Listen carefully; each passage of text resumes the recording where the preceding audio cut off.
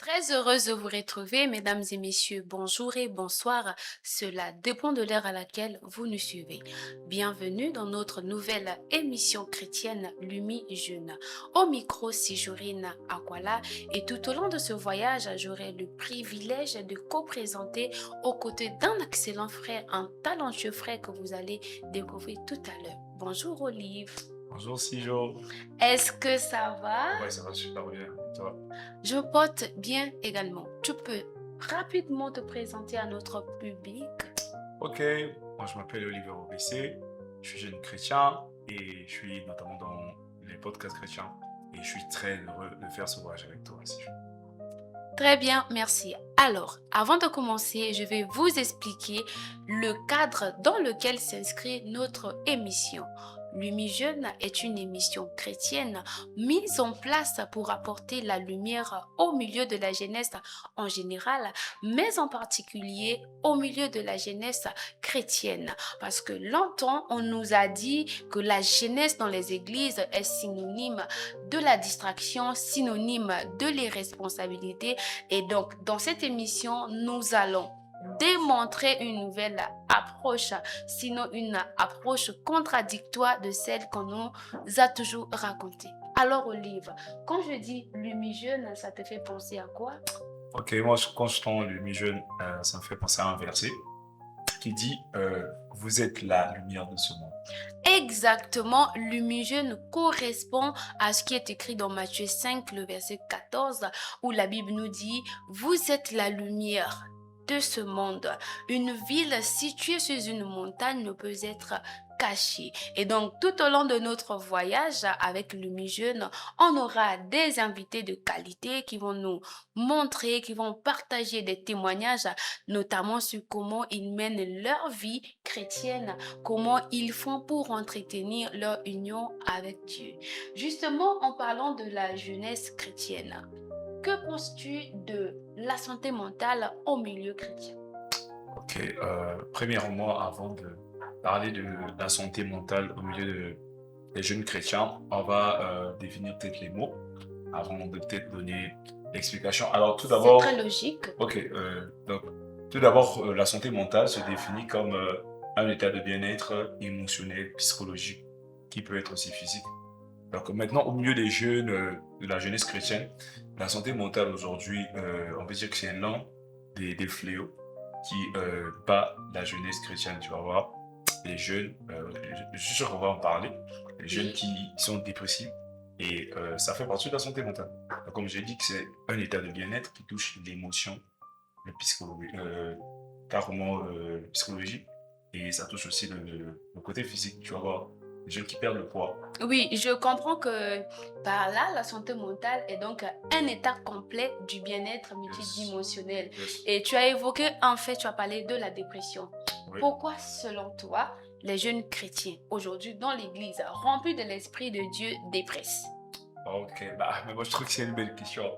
Très belle question. Moi déjà, je peux répondre comme je t'ai dit. Bon, tu sais, si aujourd'hui, dans un milieu où il y a des jeunes, il y a ce qu'on appelle par une pression. On appelle ça la pression des pairs. Et cette pression se traduit dans le fait que lorsqu'un jeune arrive et intègre un groupe, parce que l'église, c'est une famille, c'est un groupe. Oui. Donc, lorsque un jeune intègre l'église, intègre un groupe, que ce soit une famille à l'église, vous allez voir que ce jeune, il va rapidement vouloir s'adapter à le style, comment l'église fonctionne et tout. Et là, il va rencontrer peut-être un groupe de personnes. Et ce groupe de personnes, tu vas voir, lui, il est jeune. Il est arrivé dans l'église avec ses challenges. Et vous allez voir, maintenant, quand il va rencontrer ce groupe de personnes, et il va être un jeune qui veut être aussi comme un... X, Voilà. comme daddy, comme mommy. Yes. Et ça va être maintenant l'un des problèmes. C'est-à-dire quoi? Il veut déjà ressembler. Tu vois? Il ne connaît pas d'abord son identité. Donc c'est ça maintenant qui va déjà toucher. Vu il revient d'un monde qu'il a abattu, qu'il a vraiment torturé. Et quand il arrive maintenant dans l'église, l'église est là pour l'aider. Donc maintenant, qu'est-ce qui va se passer? C'est que ce jeune, tu vas voir que il va faire de son mieux pour être comme les autres, comme un tel, le frère un tel fait ça, on doit faire ça. Et il commence à chercher des repères. Et en ça, tu vas voir maintenant ce jeune devenir quelqu'un, tu vois, un peu. C'est-à-dire, je me sens pas. En fait, il commence à avoir une pression. Ok, en parlant de la pression, est-ce Mhm. que tu penses que ces jeunes qui se mettent la pression Mhm. pour vouloir ressembler à X ou Y, tu as parlé, ils Ouais. n'ont pas la connaissance de leur identité. Leur identité en Christ. Alors, l'identité en Christ, selon toi, ça représente quoi l'identité en Ok, Christ? très belle question, c'est chaud. L'identité en Christ, moi je peux définir, en fait, c'est connaître l'ADN de qui tu es. Ok, Si aujourd'hui, tu sais, c'est pas toi, bon, quand on te voit, tu sais toi, tu sais ton corps. Mais tu oui. sais, aujourd'hui, même par ton appareil dentaire, juste par tes dents, on peut reconnaître qui tu es. Donc c'est ça, il faut savoir qui je suis, qui tu es. Parce que quand je viens en Christ, Est-ce que tu ne mhm, penses pas que ce manque de reconnaissance d'identité, deux mhm, fois, n'est pas trop traduit par le fait que les gens ne connaissent pas l'amour de Dieu? C'est pas un manque d'amour aussi, le fait de... Parce que deux fois, on veut ressembler à telle personne parce que déjà, on ne se connaît pas soi-même. Et yes, aussi, yes. on s'aime pas et on se dit, on nous aime pas. Si Mhm. on essaie de faire comme daddy, ton mommy, et on va peut-être facilement attirer de la Ouais, attention. considération. Oui, c'est là aussi l'un des problèmes que j'allais même te le dire. Tu sais, comme je t'ai dit, les jeunes ont beaucoup de problèmes. Lorsqu'un jeune commence à faire de tout le genre de... Ils veulent attirer l'attention, c'est parce que vraiment, ils veulent, tu vois, qu'on l'écoute. Ils veulent vraiment se sentir aimés. Et maintenant, comme tu as dit, ce jeune doit savoir qu'il y a quelqu'un qui est mort pour moi, il y a quelqu'un qui est allé à la croix pour moi, et il m'a aimé, il m'a donné cette identité, et je dois Alors, l'accepter. chers jeunes, n'oublie Yes. pas qu'il est écrit dans Jean 3,16 Mhm. que car Dieu a tant aimé le monde, il a Yes. donné son Fils unique afin que quiconque croit en lui Ne ne périsse périsse pas. point, Mhm. mais qu'il ait la vie éternelle. Ce n'est pas dans la pression des pères, ce n'est pas des personnes qui nous entourent qui vont nous donner la vie éternelle. Yes. Yes. Yes. Et aussi, nous remarquons dans l'Église, il y a certaines choses qui se passent au niveau des jeunes, ce qui fait d'ailleurs qu'on puisse minimiser le pouvoir des jeunes parce que les jeunes veulent faire.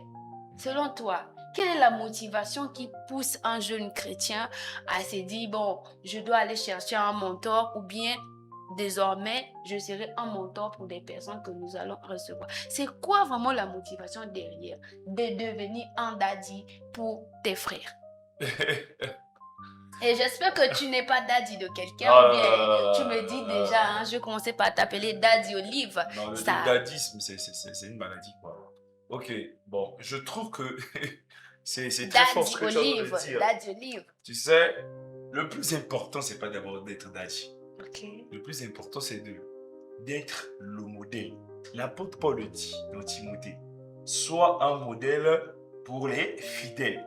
Donc le daddy là, assure-toi que quand tu veux être daddy, tu dois être un modèle. Et le modèle, tu dois être le caractère, tu dois avoir un caractère de Christ en toi. Tu dois avoir le caractère de Christ en toi. Et ce qui veut dire que quoi? Lorsque un jeune devient c'est-à-dire comme un leader. Un leader. Voilà, Pas c'est ça. comme, mais un daddy, c'est un leader. Un exemple, hein, un leader. Ok, donc c'est un leader. Oui. Donc lui, il aura celui d'autres jeunes. Mhm. Tu vas voir. Maintenant, toi, tu ne dois pas toi, tu ne dois pas être quelqu'un qui commence à les pousser à mettre la pression. Donc, tu dois être quelqu'un qui doit les comprendre et les ramener à ce niveau que toi, tu es aujourd'hui. Mais je t'assure que tu n'es pas encore leur daddy. Parce que le daddy, c'est un prix que tu payes, papa. Donc, en fait, c'est-à-dire quoi? Si aujourd'hui, tu prends un jeune, il était dans plusieurs choses. Il était dans le vol, il était dans le mépris de ses parents. Bon, ce jeune aujourd'hui, tu le vois, aujourd'hui, être un jeune qui vient à l'église. Et il te dit, frère, un tel, moi j'aime bien comment tu parles, j'aime bien comment tu prends le micro, quand tu prêches, tout ça là.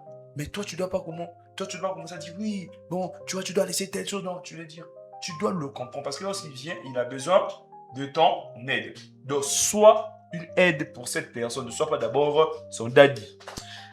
Justement, en parlant de cette histoire de daddy, de mentor, de coach, moi je pense que une personne qui a un père spirituel, qui part chercher un mentor, témoigne qu'en fait son père spirituel n'arrive pas à le cadrer. Que penses-tu? de cette C'est affirmation en tout fort. cas. Wow. Moi, à mon avis, à mon très Ok, bon, moi, humble avis, je pense qu'une personne qui a un père spirituel et qui court encore derrière les personnes pour chercher des mentors, cette personne est en train de montrer que son père spirituel n'est pas efficace dans le suivi de son âme. Et qu'est-ce que tu penses de ça? Moi, je crois que dans notre vie, Dieu nous envoie des personnes. Oui, Il y a des personnes qui sont des aides de destinée. Et des personnes, comme tu as dit, qui sont ton père spirituel. Ah, une personne pour toi qui est ton père dans la foi, ton père spirituel. Et il y a des personnes, comme tu parles de mentor, ça peut être des aides de la destinée. Tu sais, Dieu peut t'envoyer un père spirituel. Mais Dieu peut aussi établir une autre personne qui peut être pour toi une porte. Et pour lui, là, tu peux le considérer comme un menteur. ok. Le grand problème qui se pose ici, là, ce n'est pas avoir une personne de destinée qui va travailler avec toi. Ce que nous sommes en train de remarquer que dans notre milieu, en tant que jeunes chrétiens, il y a des personnes qui arrivent à porter de la considération à, voilà, la considération à une personne quelconque plus que son père spirituel. C'est un peu, en fait, ça, le dadisme, c'est un peu ça, en fait, la maladie. Mais sinon, avoir une personne avec qui vous pouvez discuter sur l'essence, discuter de la parole de Dieu, c'est pas un problème. Le problème intervient lorsque tu fais de cette dernière plus important que tes parents spirituels, plus important que ta hiérarchie spirituelle. Ça, en fait, oui, je peux partager ton avis sur ça. Mais comme je... Tu peux ou tu partages mon avis? Non, mais écoute, je suis partagé. On peut dire quoi, je suis entre deux feux. Ok. Tu peux rencontrer des personnes de destinée et puis avoir ton père spirituel. Et jusque-là, on n'est pas toujours d'accord. Je ne suis pas en train de nier le fait que les personnes de destinée sont très importantes. Je parle du fait que est-ce important de valoriser plus ces personnes de destinée que nos pères spirituels? Non, mais moi, je trouve parce que dans l'église, si on est en train de condamner les jeunes, c'est pas parce que les pères veulent nous condamner, c'est juste que les pères sont en train de voir que voilà, la place du père est en train d'être occupée par un frère, une soeur qui te suit. D'accord. Je te suis. Ok. Donc, tu vois, ce qui se passe, c'est un phénomène. Il y a des jeunes, il est dans une église, il a un père spirituel, mais lui, il écoute pas les messages de son père. Voilà. Lui, il préfère écouter les messages de l'autre. Donc, c'est-à-dire que le père, c'est-à-dire son père spirituel, perd déjà sa place. Voilà pourquoi lorsqu'on parle quand un jeune chrétien arrive à laisser, par exemple, les enseignements de son père pour prendre des enseignements à côté, bien que ça parle de Dieu, oui, ça peut aider. Ça peut aider, oui. Mais c'est pas vraiment priorisé de faire cela. Et moi, je pense que quand tu es jeune chrétien et que tu arrives déjà à faire cette nuance, tu abandonnes les enseignements de ton père ou bien tu sacrifies les séminaires de ton église pour participer ailleurs, c'est que ta santé mentale, elle est carrément déformée. Non, mais écoute. Et là, on parle de la déformation de la santé mentale. Ouais, si on revient sur ça, tu vois, c'est compliqué, comme tu dis. Tu sais, quand tu es un jeune, et tu dis que parfois, quand je te dis, les jeunes, c'est vraiment l'âge auquel, tu vois, les gens, tu vois, la personne commence à se développer. Il y a plus de mouvements, ça bouillonne les jeunes ont plus d'énergie. Et tu vas voir dans l'église, on leur dit que souvent c'est des personnes qui font du bruit.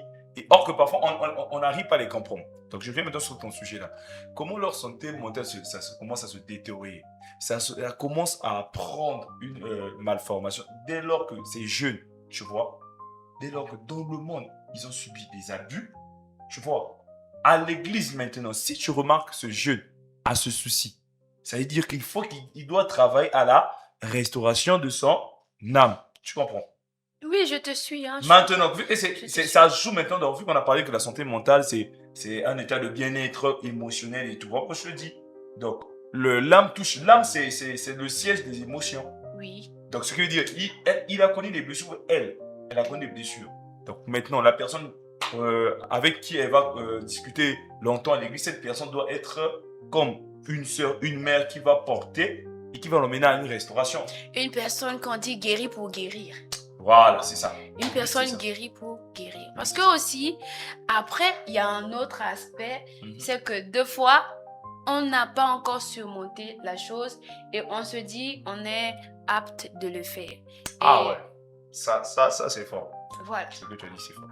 Et souvent, les gens aussi sont en train de vouloir trop se cacher derrière le Saint-Esprit. L'Esprit de Dieu nous capacite. Il y a certaines choses, avant d'avoir que l'Esprit ne t'aide, il faudrait que toi-même, on se connaît. Je sais que voilà, j'ai eu déjà à surmonter la dépression et je pense que je suis une personne apte, requise pour parler d'une personne, pour conseiller une autre personne qui dépresse. Mais tu n'as jamais fait des études sur la dépression, tu n'as jamais dépressé et c'est toi qui veux encadrer la personne. Et là, étant donné que tu n'arrives pas à donner satisfaction à ses attentes, et c'est de là que les autres personnes qui nous suivent deviennent spontanées. Parce que je peux te rassurer, nous avons à l'église des personnes qui sont prêtes à être offensées.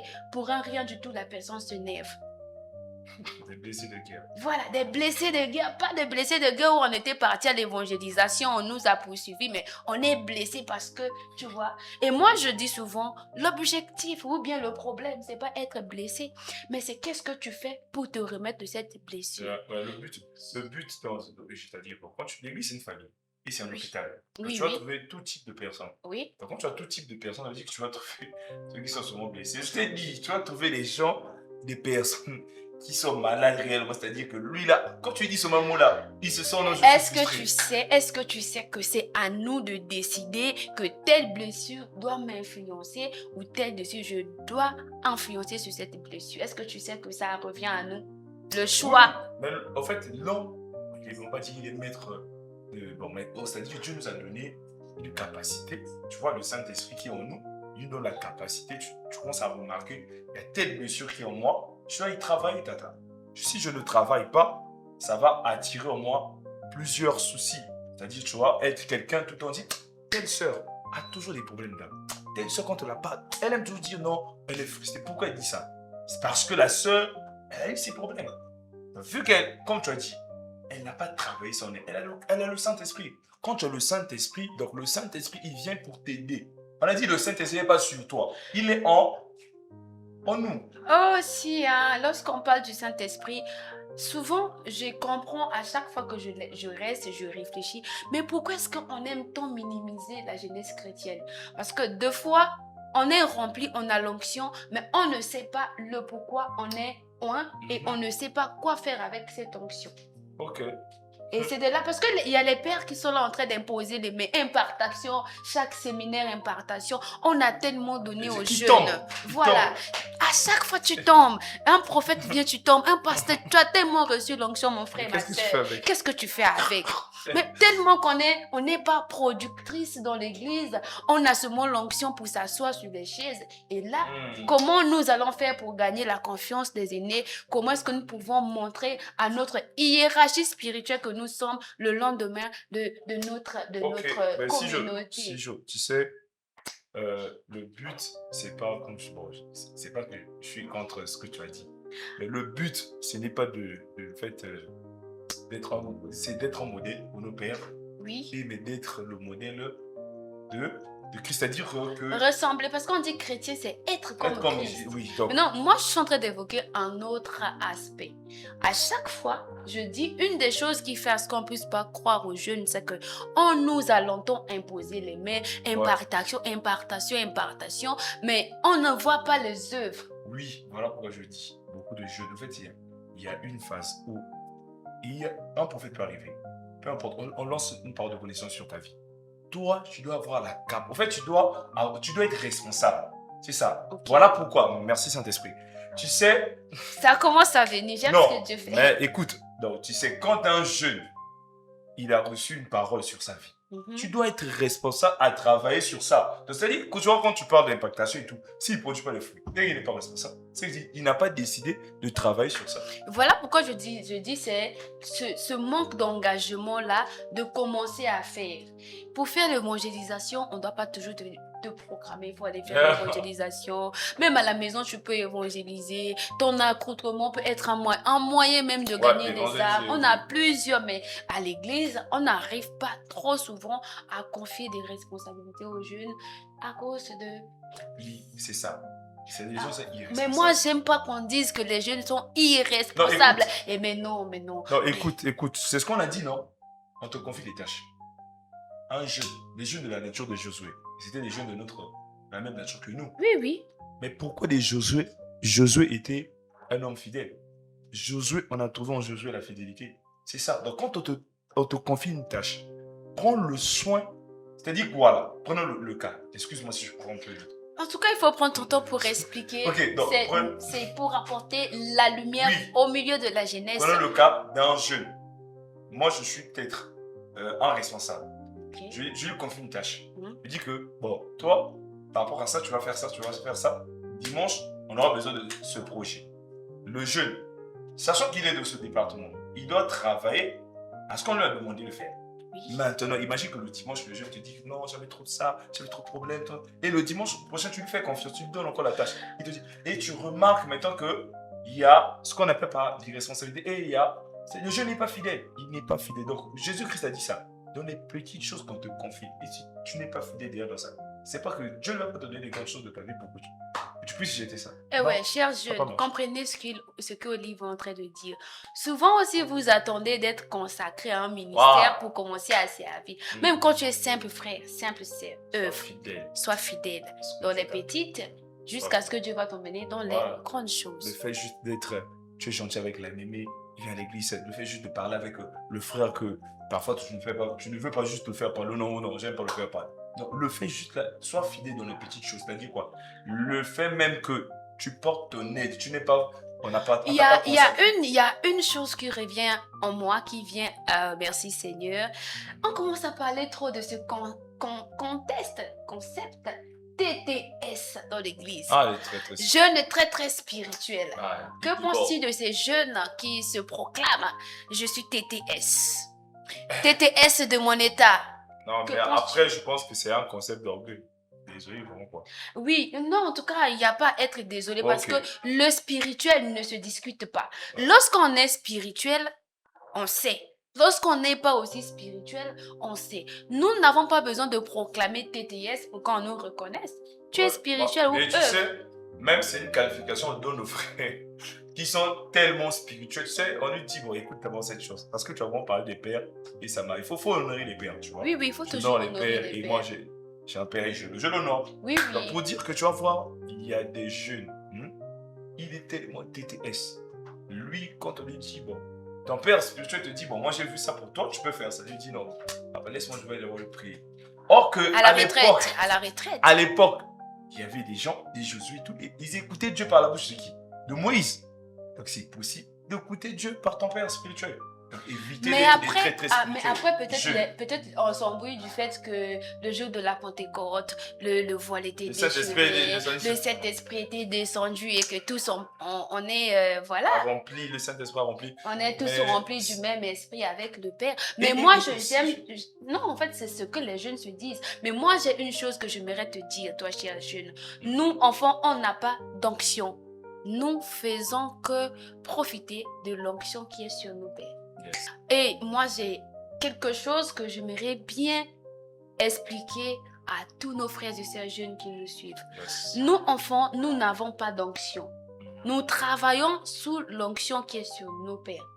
C'est l'onction qui coule sur le Père qui déborde jusqu'à sur nous, les enfants. Et ça, on doit le comprendre. Même si tu fais des programmes personnels où tu vois Dieu apparaître comme une colombe de feu, en tout cas, il faut te ressaisir. Tu n'es pas comparable à ton père spirituel, il n'est pas ton ami et tu n'as pas d'onction. C'est son onction qui coule sur toi. Ok, moi je vais commenter. Mhm. En fait, j'ai appris ce que tu as dit. Oui. Tu sais, à un moment donné, dans la vie, il faut comprendre que, comme tu as dit, de travailler sous l'onction de quelqu'un.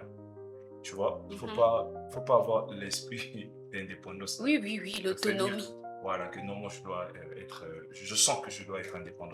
Donc, moi, je pense que si les Josué ont pu travailler avec Moïse et jusqu'à ce que Dieu lui donne la capacité d'aller conquérir un territoire comme Canaan, donc Dieu peut utiliser des jeunes et ces jeunes peuvent être, on peut dire, pas leur enfant, mais Des aides, voilà, des collaborateurs pour voilà, les de leur père. Donc Voilà. aujourd'hui, il y a des jeunes.